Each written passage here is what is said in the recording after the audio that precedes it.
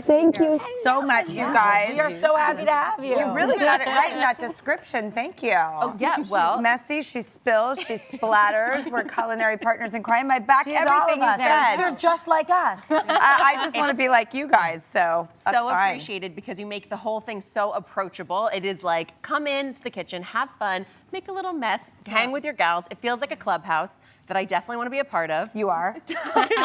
We are. This book is gorgeous. Congratulations. It is really spectacular. And it captures both of your personalities so beautifully. How did you marry that? How did you make that happen? I mean, I think we tried to put ourselves into it. We have professional photography as well, but sort of like a tossed salad. I was like, what happens behind the plate of the pretty picture? Absolutely. And where is the mess and the chaos and the life and the beauty? And yet you want it, we're serious about food. And so we wanted to make it really wonderful. Right. But just a little bit left of center in the approach. Yeah, and there's over like 300 personal photographs that we were taking too. Wow. So it's like the behind the scenes, the spills. Because we are also kind of conditioned to look at perfect pictures. When I first flipped through the book, I was like, oh no, these are just their pictures. You really feel kind of welcomed into your life and the behind the scenes of making the book and of being together and of cooking and being with your family. And being friends. Like there are really like adorable, cute moments in here that do just make you feel very welcome, alive, and encouraged that like food will make you feel this good. Food will make you feel this happy and accomplished and left of center. So and a bit wacky. You never know what's going to happen in the kitchen. It can be a bit of a rebel. Yeah, and then to encourage play too. I think sometimes like people look at recipes and you're like, I don't have everything here, and then can't move forward. But it's just to be able to like make people feel comfortable and have things be approachable and be like, we're spilling half of this stuff, we'll clean it up later. But it's still gonna be delicious and we're hanging and you're feeding the family. Well, and I am uptight in the kitchen. I feel like I'm never relaxed. Because if I think I can go out and do a show in front of people without even thinking twice about it. But you're so confident in the kitchen, you glide around with such knowledge. So it's funny because we've been doing the show since we did the pilot 2.5 years ago. I've always thought that both of us are two halves that make a whole, with different expertises, but the same love and by the way, our sense of humor is totally aligned. Lots of laughing. Yes, partnership. Well, today is our cookbook show. Andrew, you have said that you are a fanatic cookbook collector with hundreds of cookbooks from all over the world in your collection.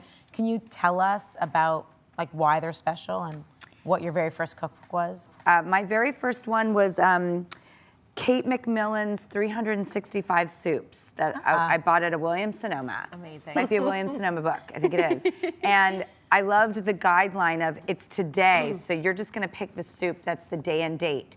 But I love you don't have to make any decisions. It took the fear out of it for me. It just forced me into a corner that I loved being, and I loved the combinations and the inventiveness. And I'm like, 365 soups, and they're all different. It's so good. But then I started getting really serious about the collecting. Do you guys remember your first cookbook? Oh yeah.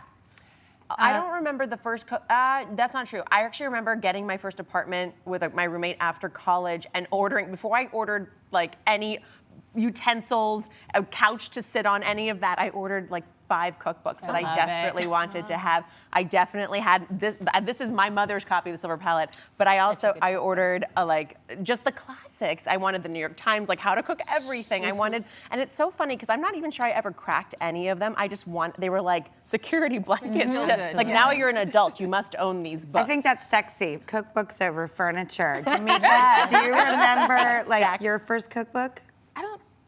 I don't know about the first, but I know one of my favorites right now is Rebel Homemaker. Really? Yes, it actually is. It actually is. You have some great recipes in there, and we're going to get to one of them right now. That's right. Tell us what you are making, my dear.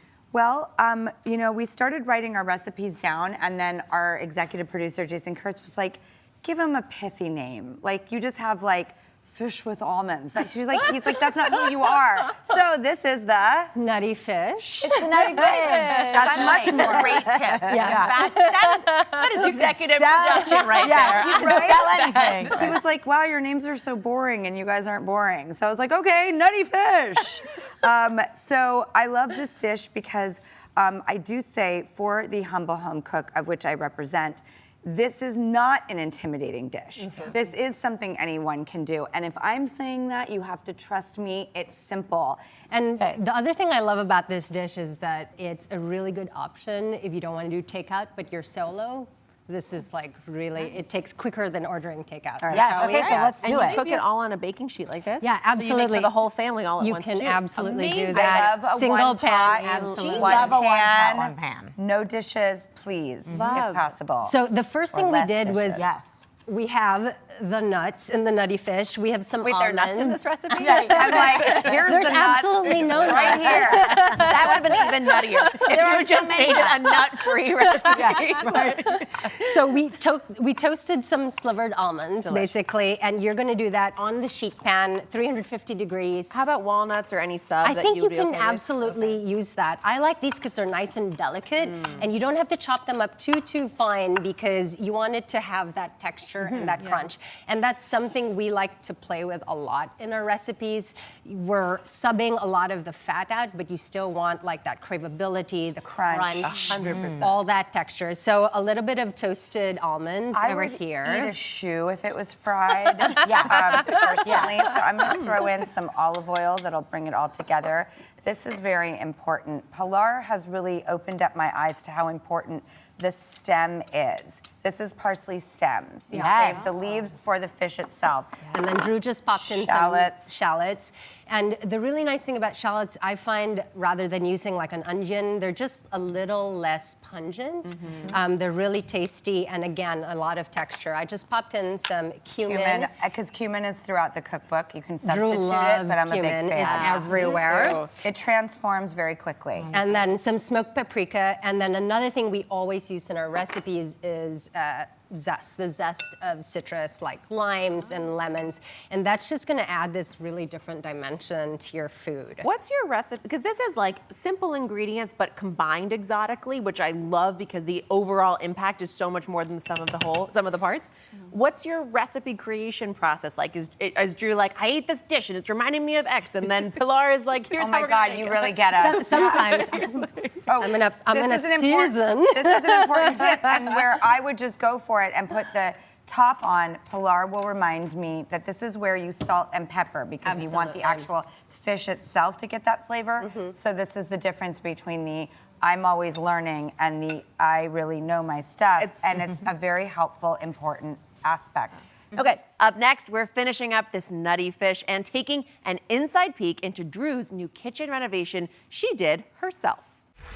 We are back with Drew Barrymore and Pilar Valdes, and they are making their nutty fish from their new cookbook, The Rebel Homemaker.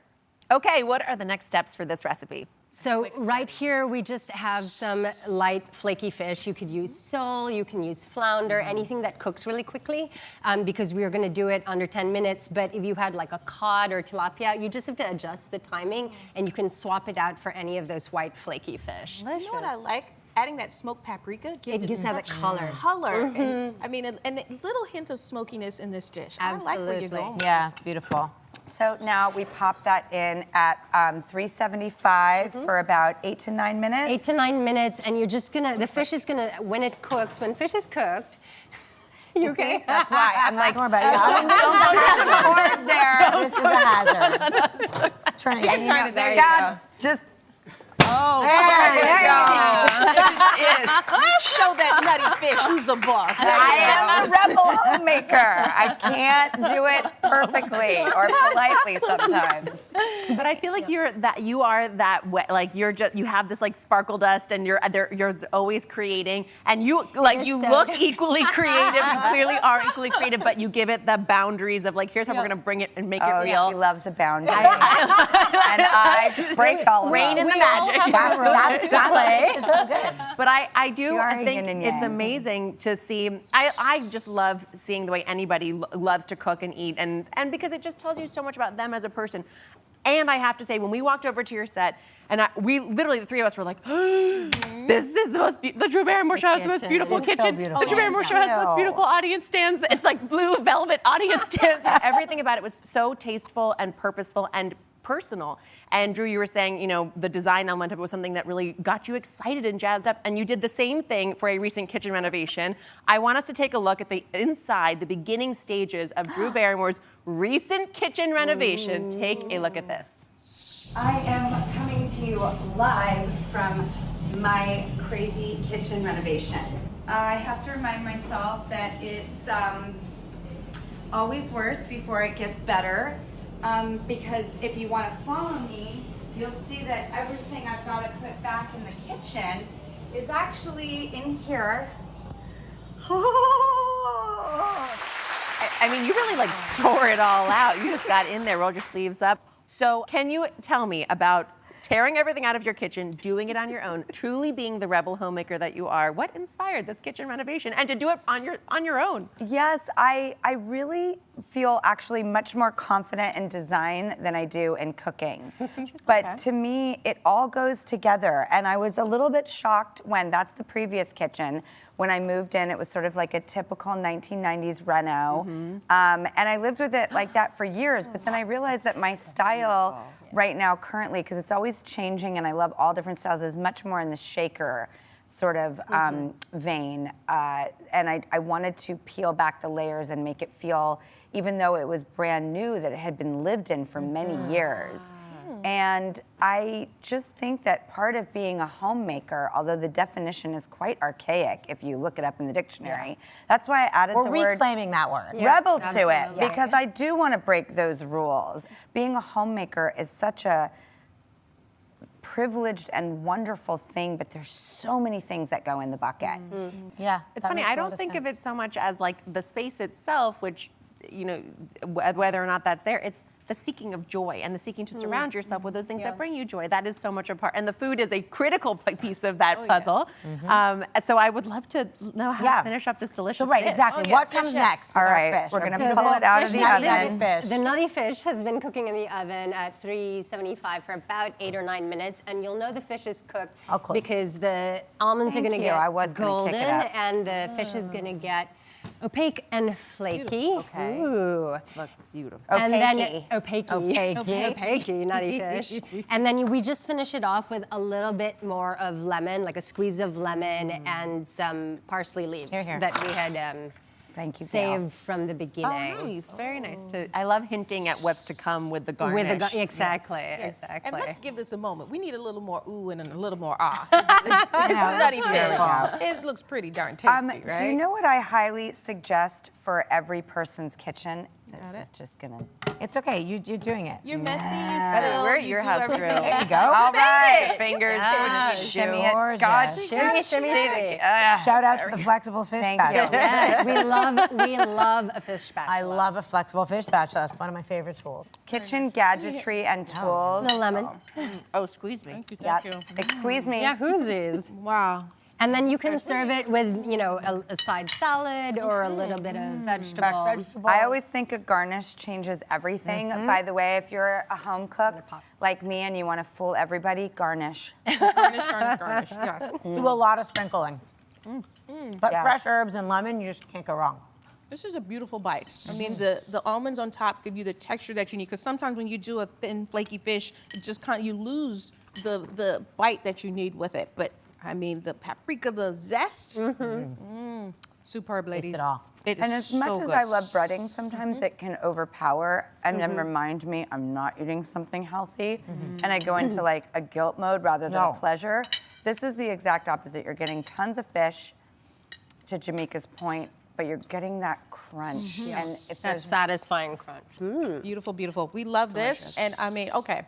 And if you love a good cookbook, Rebel Homemaker, Food, Family, and Life is now available. And visit us on Instagram at The Good Dish TV to find out how you can win a signed copy. Oh, yes. Thank you for watching. Don't forget to subscribe and turn on notifications so you never miss out on new videos to live the good life.